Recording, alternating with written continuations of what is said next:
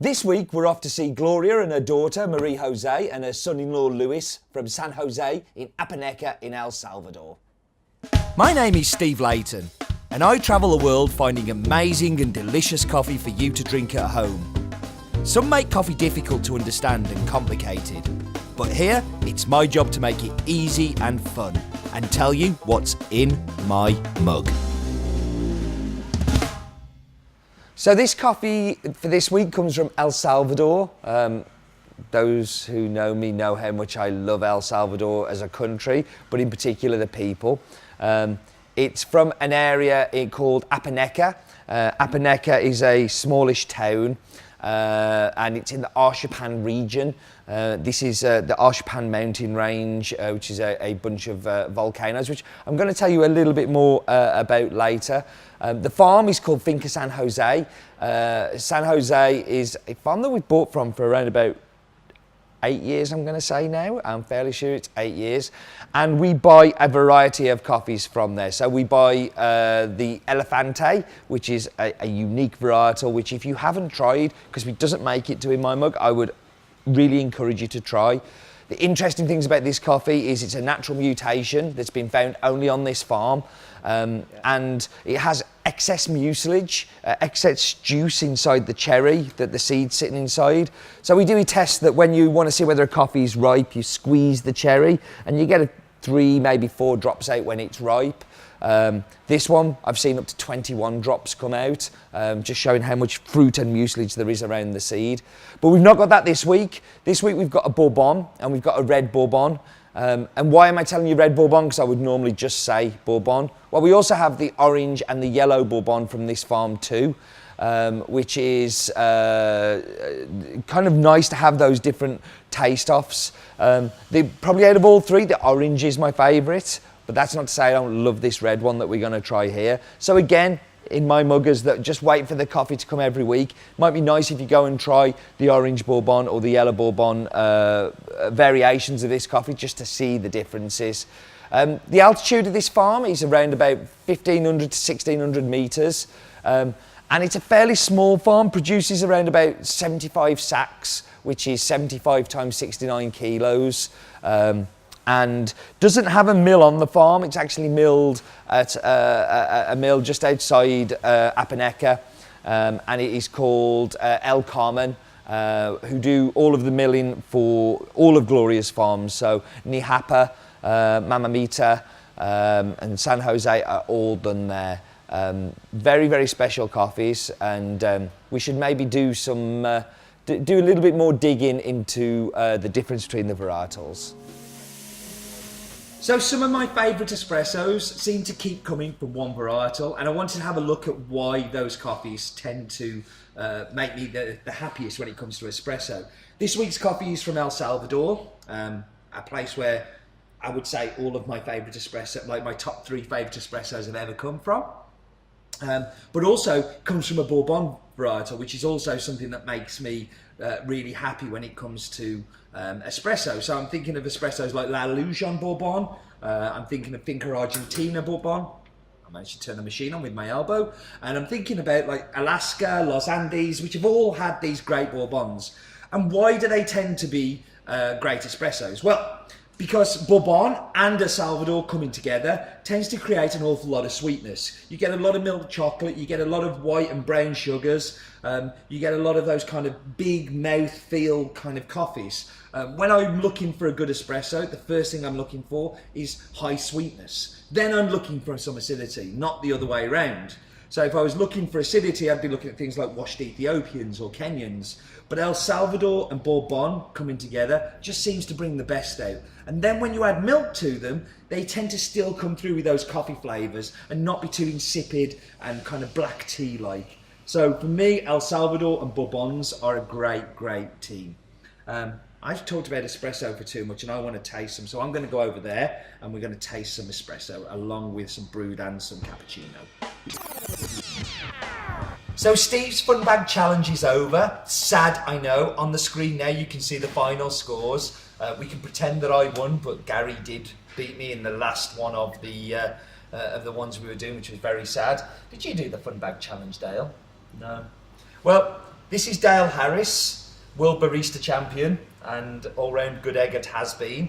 And I, in the back of my mind, came up with a new idea for a challenge to get all the staff involved, and it is called Espresso. It's a great name. Great name, do you like it? It's beautiful. Beautiful. The idea of Espresso is to serve me an espresso within the quickest time possible, which you think you could just make it go shh and it's done. But then I'm going to taste it and I will score it out of 10.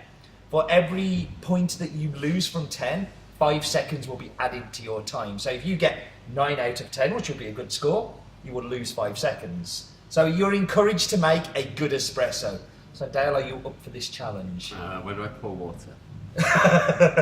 Don't worry, there'll be no points for water. You haven't got an apron on, you have lost points for that. Oh. Dale is making an in-joke at barista competition. It's very funny. So, on your marks, Dale, get set, go. So Dale is going to set the benchmark for everybody to beat. And I thought having a World Barista Champion could be a good way of setting that benchmark. I'm looking at what he's doing. He's flushed the group. That's barista competition work for you.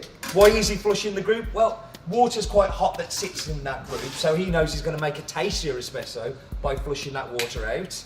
He's ground. He had 15 minutes to set up the coffee, so to dial it in. Although he didn't use it, he used around about 3 or 4 minutes, so expert at work. So the espresso is pulling, and coffee's just started coming through, and that was on around about 8 seconds, 9 seconds. That's a fine time. Huh? It's a good time. It's a good time. It is a good good time.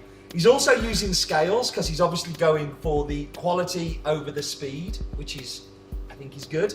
I only want a single espresso, so he's going to have one that he can taste himself and can disagree with my score if he likes. And we were done in 31 seconds, and he's going to stop the time.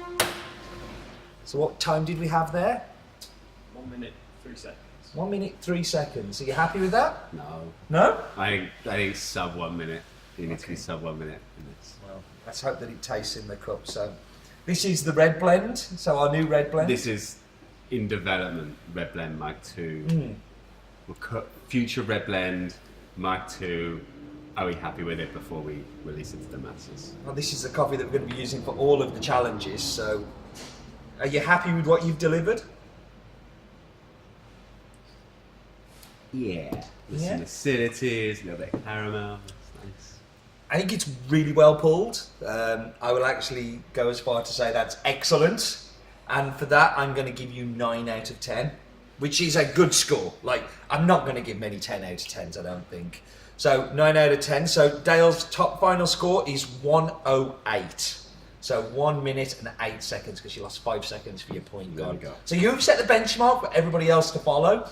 Who's next? Roland. Oh, Roland will be in a few weeks' time. I think it's going to be a heavy shot of espresso. I think it's going to be a heavy shot of espresso, and I'm just going to score him 1 anyway because he's Roland.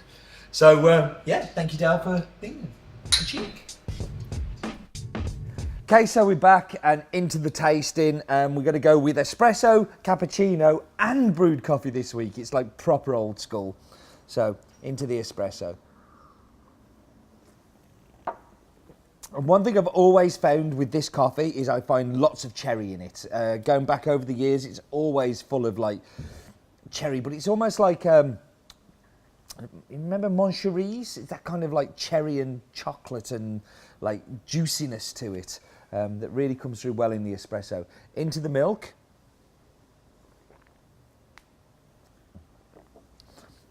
Now into the milk, it kind of changes, but you still get the cherry, but I get like a little bit of like a red wine kick to it as well. The milk kind of adds to the creaminess and the big body of it, and kind of just like, almost like a little bit red wine, a little bit sherry, a little bit port-like, kind of comes through in the flavours. And into my knuckle duster mug. I don't know whether you can see it, but yes, that's my knuckle duster mug there. I made an AeroPress. It's amazing. I made a bad AeroPress, but it's an AeroPress all the same. I haven't made one for ages. And it tastes like a great filter coffee. It's got that Moncherie thing again, the kind of cherry truffle kind of chocolate, dark chocolate. It's probably more transparent than the others, which you would expect from a brewed coffee.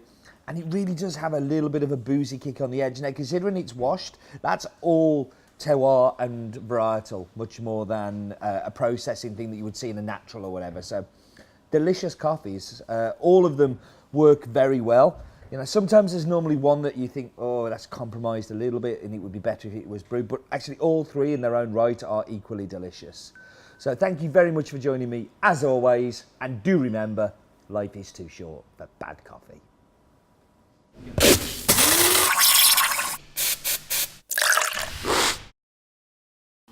This one isn't. I can't find a stopper for the AeroPress.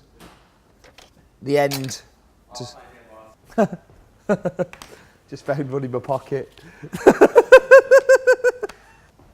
I'm making a mess. I'm having to really think about these. It's hard.